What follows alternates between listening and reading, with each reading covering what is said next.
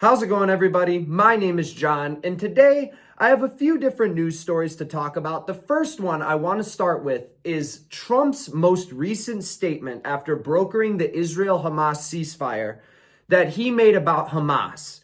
And Trump's statement that he put out on Truth Social basically says, if Hamas keeps taking people out, and because that's not part of the deal, them taking people out is obviously not a part of the deal, that if they keep taking people out, then we, and we is the key word there, are going to have to go in and take Hamas out of Gaza. Now, before I actually break down the statement, let me just say it's ridiculous that I can't actually read Trump's statement word for word, because he used a certain word that rhymes with will a few times during the statement. Whenever I say taken out, it's a substitute for will. The reason that I say taken out instead of the usual unalive that I see people using on TikTok and YouTube all the time is because to me that sounds even stupider. At least when I say somebody is getting taken out, it's still telling you what happened. Unalive is basically a made-up word that was only created to circumvent the dumb, and I would say they are free speech restrictions that the platforms have decided to impose on us. Unless you reach a certain level of fame and success, in which case you can have anybody on your show that you want, and you could use any buzzwords that you want. But people online have to say Yahtzee instead of saying the word for the Germans in the 1940s. They have to say unalive instead of a word that rhymes with will. And they have to say grape instead of the more severe word for sexual assault. So it's really interesting to me how they've decided to rule us all as children. If you look back to YouTube, like 2014, 15, modern times, right? This is like 10 years ago, barely 10 years ago. And you will see those words used in YouTube all the time. As gaming content, there used to be freak out videos, fail videos. They used to have those words in all the time. Our videos discussing crime, documentaries, even history channels are being hit with flags because they're using words after a battle. Like, for example, after the Battle of Stalingrad, they'll say 1 million people were KIL'd in the attack. But those videos would get flagged out just because of the buzzwords they're using. It's ridiculous. It's a violation of free speech. It's an attempt to stifle communication and make everybody sound stupid. Because when I say that somebody was unalived, you don't take me seriously. You feel like I'm conforming to the free speech standards. But the reality is that if I don't use those terms, if I did put Trump's quote up there, then this video, you probably wouldn't be seeing it. So it's absolutely ridiculous. But moving on to Trump's actual statement, what does he mean by we? We will send people into Gaza to take Hamas out? It sounds like Trump is going to put U.S. troops on the ground, or like Israel has been doing since October the 8th, 2023, Trump is planning on dropping some sort of bombs on Hamas, which after he bombed Iran for Israel, I would say is not that out of the realm of possibility. If Trump actually sends troops to Gaza, and even if he bombs it, I can't help but feel as a voter for him in 2024, and I only voted for him in 2024 because I feel like I had no other viable choice. No other viable choice. Because I think the Democrats were trying to infringe on free speech. I don't think they're handling the Israel-Gaza conflict well. I don't think that they handled the Russia-Ukraine conflict well. I don't agree with their policies. I think they were authoritarian with the way they were restricting information with COVID. But we've gone over all of that already. If Trump, for me, as a 2024 voter of Donald Trump, if he drops bombs on Gaza, I can't help but feel I was fed a crock of shit with him saying that he's the peace president. No new conflicts have started under me. I don't do anything. I did the Abraham Accords. Look, I'm Trump. I'm perfect. Well, after he bombed Iran, that already showed me, okay, he's the no war president unless it's for Israel. Because the whole justification for why Trump bombed Iran is that they supposedly had nuclear weapons. At least that's what Netanyahu and the Israeli government says. They also said that about Iraq in 2002. You can find it during Netanyahu's testimony to the U.S. Senate or to Congress, which is all the way back in 2002. I referenced it in my other video talking about Netanyahu's UN speech that he gave this year in 2025, because you hear a lot of the same sentiments echoed. So I don't buy this whole narrative that Iran is developing weapons of mass destruction and that they're just gonna use them on the US. Nobody ever seems to ask the question, why exactly would they automatically target the US? And the common excuse I hear all the time is it's because terrorist groups and radical Islamists just hate our freedom. They hate our laws. Well, according to those same Republican right-wing talking points, those people are coming into our country and are conforming it, making it Sharia law, becoming a majority, outproducing the native population of those places. That's the right-wing talking point. So why exactly would they want to bomb countries like America and the UK and France when those countries are more accepting of Muslims than their geographical closer neighbors that are not accepting of Muslims?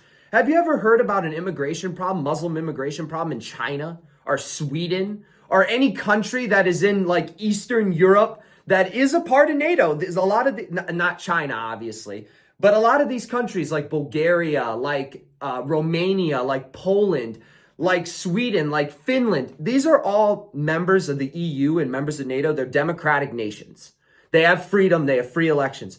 Why is it that the Islamists will target America when we're separated by an ocean? Why is that always what Netanyahu says? He has the interview recently where he says, oh, I'm sure Iran's going to bomb America once they develop these weapons of mass destruction. And I'm just like, we've been down this road before. I'm not in the mood to go down it again. And Trump's statement about we taking care of Hamas, that makes me so scared because Israel has already done their bombing campaign. You could see a side scroll image of Gaza from how it looked before October the 7th and how it looks now. Tell me that that's a proportionate response. I would never justify October the 7th. Terrible, heinous terror attack that I don't think should happen to any population. But you have to start asking questions. How is it, and this is a Charlie Kirk quote, how is it that Israel is the size of New Jersey, but the IDF was not able to respond to it for 6 hours? How is it that Hamas was able to live stream what they were doing to the Israeli citizens, and the IDF wasn't able to respond to it for hours? Israel has a massive defense system. They have an Iron Dome. Charlie Kirk's quote exactly, you cannot walk 15 feet without running into a 19-year-old with an AR-15. Israel is a fortress. That's all in his words, with maybe slight paraphrasing, but that's in his words. You can look up that clip. I'm not paraphrasing it in a way that makes it disingenuous.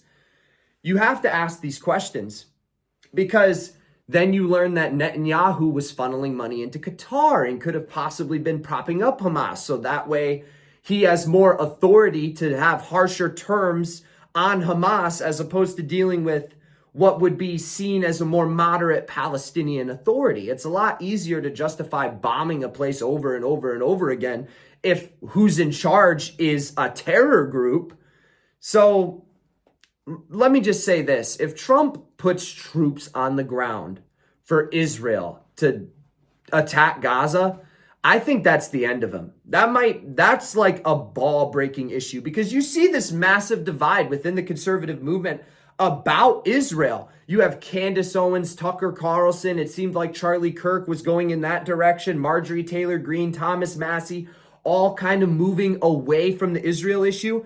Meanwhile, Trump, J.D. Vance, Ben Shapiro, these people are doubling down on it. So it's going to create a massive divide. And if he sent troops in there, enough of the right wing would turn against him to the point where I don't think him or Vance, which Trump shouldn't run in 2028 anyway, but I don't think Vance would have a chance being vice president presiding over it because odds are he would try to play cover for it and play coy as to why it happened. So that's all I got to say about the Trump-Gaza statement. Absolutely terrible statement to make. The peace deal is good. The peace deal is good. Nobody should shun the peace deal. That's why you've seen all the Democrats even saying, it's a great thing that we have the peace deal, even though they tried their hardest to circumvent thanking Trump. They slithered around thanking Trump. But the main message being Trump, if he decided to bomb Gaza or even send troops in there on the radical end, it would absolutely destroy his base. Destroy it. As you can see, me being a voter of his, I'm already very upset, and I wouldn't vote for him or anybody that he endorses again after all of this. The next two stories I want to talk about go kind of hand in hand. As first, we have Republican senator who's held his seat since 1985. This is relevant. Mitch McConnell falling down while taking questions from a reporter. And I've seen some of the certain news outlets try to maybe play cover for Mitch McConnell a little bit and say that reporters were hounding him. But if you watch the clip, there's one reporter that's like walking with him, asking him questions. And then Mitch McConnell's leg just kind of collapses from underneath him and he needs help walking from there on in the clip. Can we not agree that there should be term limits? Like, this is sad. This is a bad look for the country. The same way that I think Joe Biden being president with how old he is and clearly his mental faculties slowing down was an awful look, not for just the Democratic Party, but for the entire country of the United States. And Mitch McConnell, on the other side of the spectrum, being a Republican, him falling down like this and him being as old as he is, being a senator since 1985. Just for reference, Mitch McConnell was born in 1942. So from 1942 to 1985, what is that? Like 43 years? From 1985 to 2025 is 40 years. Mitch McConnell has been a senator for half of his life. Half of his life. The guy is a massive insider trader. I just don't understand why we don't have term limits. Is this not something we can all agree on? Just so that way, we have Bernie Sanders, who's a senator who's 83. There's another senator who's 90 years old. Mitch McConnell, 83. And then you have the next person I want to talk about, which is Nancy Pelosi, who's 85, and she's still a member of the Senate. Nancy Pelosi made headlines recently after she lashed out at a reporter who asked her, and this is an exact quote, why did you refuse the National Guard on January 6th? Nancy Pelosi turns around and says, shut up. Why are you repeating Republican talking points at me? This is like, she just lashes out at the journalist. And I did a little bit of research into this, and MAGA fooled me. Nancy Pelosi did not refuse the National Guard on January 6th. There's a clip of her in the car that MAGA likes to point to as a talking point, where Nancy Pelosi says that the National Guard should have been there from beforehand, not called during the day. And she says she takes responsibility for them not being as prepared as they were for this, as they weren't for the situation. MAGA has interpreted that, and it's become the talking point that Nancy Pelosi somehow refused the National Guard. But if you do a simple fact check about that, you realize that Nancy Pelosi cannot refuse the National Guard. She's not in a position to do that. Donald Trump was the president on January 6th. Nancy Pelosi is not in a position to refuse the National Guard. She's a part of the legislative. The legislative has no power over military actions, which the National Guard is technically a part of the military. There was also the statement that I seen Trump made on Truth Social on the subject of January 6th, where he said that over 200 federal agents were sent by Biden on January 6th. And I, to a certain extent, do believe that there was likely federal agents. I think that was proven that there was like 37 intelligence agents. But Trump makes that statement. Trump was president on January 6th. Joe Biden did not have any authority to deploy the FBI. He has no control over the FBI. The FBI director at that time was Trump's FBI director. So I'm not understanding these Republican talking points about January 6th.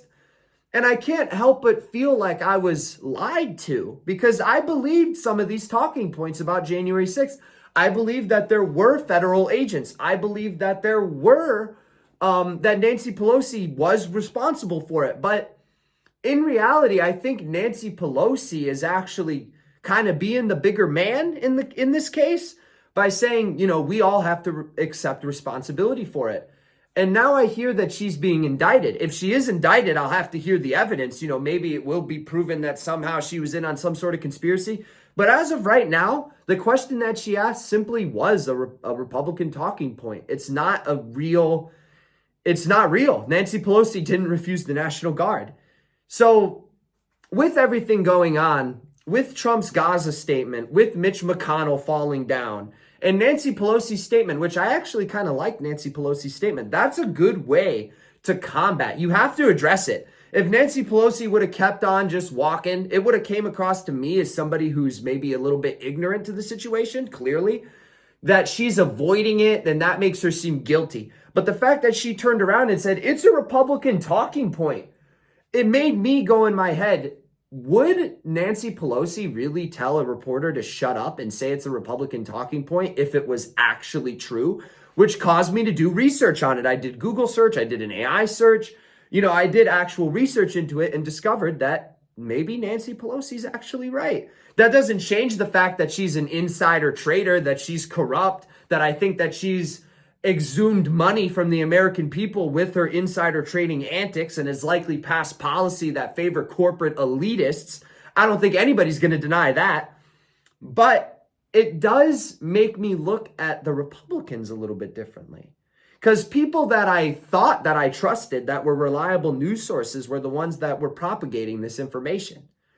So, I don't know. I don't know where I'm at politically at this point. I'm definitely not MAGA. I'm definitely still not a liberal, even if I disagree with the stuff that MAGA and the Republicans are doing. I truly feel politically homeless because then I look at like the other options out there. You have like socialism and libertarianism and all these other different sects. I disagree with them on principle too. I can't agree with socialism because I believe if you have socialism, power corrupts indefinitely. And in order for socialism to work, it requires people to be unbiased. It requires almost like a contractual bond between the people who are going to get appointed into power. Because even if you have socialism, there's going to be some form of government. I know if you're looking at like the purest form of socialism, technically there probably wouldn't be any form of government. But the reality is that humans are power hungry. Humans are ambitious. So there needs to be some element of democracy and capitalism. That doesn't work. And libertarians, it's the same thing because libertarians believe that, you shouldn't really have regulations, that the government should stand back, not really do anything outside of their depth. But we learned through the actions of these corrupt elite organizations, and the example I always use is Apple. Apple circumvents U.S. labor laws, even though the United States is the primary consumer of their products. The United States just loves their iPhones. Even though we are the biggest consumers of their products, they don't put jobs here. They don't make phones here. Why don't they do that? Why is it cheaper to make a phone overseas and bring it over here as opposed to bringing it over here? It's a logic fail. Well, the reason for that is because they would rather make their phones in China, for example, where the labor laws are more relaxed and you have child labor and inhumane labor. You don't have work requirements like you do in the US. You don't have minimum wage like you do in the US. You don't have to give people benefits like you would in the US. People want 401k. They want to be able to be stable for the future. They want to prepare for retirement. In these other countries, you don't have that. So Apple circumvents the law by utilizing child labor. And there was a story that came out last year that they were having a problem with some of the workers in these dirty, inhumane Apple plants that are overseas that were taking their own lives. Apple's response to it, to build a fence. You know how you walk across a bridge and you have that fence that curves in so that way it's difficult to climb and jump over? Apple built one of those fences around the top of the building.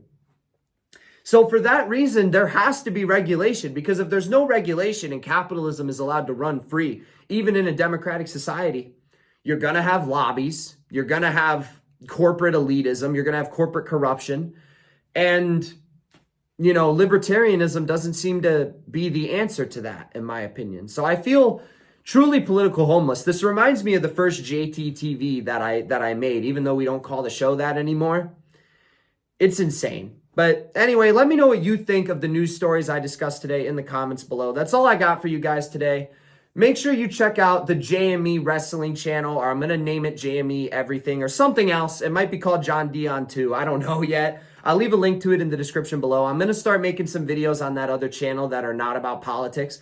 This channel will still be about politics. This is, what you guys have subscribed for, the more recent subscribers. And this is what you've come to expect. And I do think it's necessary for me to talk about politics. As much as I don't enjoy it, and as much as like I mentioned at the beginning of the video, that I hate that our free speech is restricted, that I can't use terms that I want to use. I have to say grape and unalive and all this BS, and I can't even show you Trump's statement because of the words that he used in it, even though he didn't even swear in it, not one time. But meanwhile, I could say, hey, you motherfuckers. I could just cuss, but I'm not allowed to use those other words. We live in a strange, strange time. But as much as I don't like to cover politics sometimes, I feel like it's necessary. Because if you have both sides that are basically evil, in my opinion, or at least not good at the very least. Maybe neither side is evil, but they're at least not good, and they're out for their own interests. You need people that are truly independent. And I don't know if anybody else is independent. I don't know who to trust in today's society, but I know that I'm independent. I know that I'm not getting paid. I'm not getting boosted with subscribers. I know that I'm not collecting a paycheck from any sort of lobby or corporate group or establishment political party. I know that I'm independent, so if I don't talk about it, who else will? Who else can you trust? But anyway, that's all I got for you guys today. Make sure you hit like and subscribe if you enjoyed today's video. Make sure you stay safe out there, and peace out.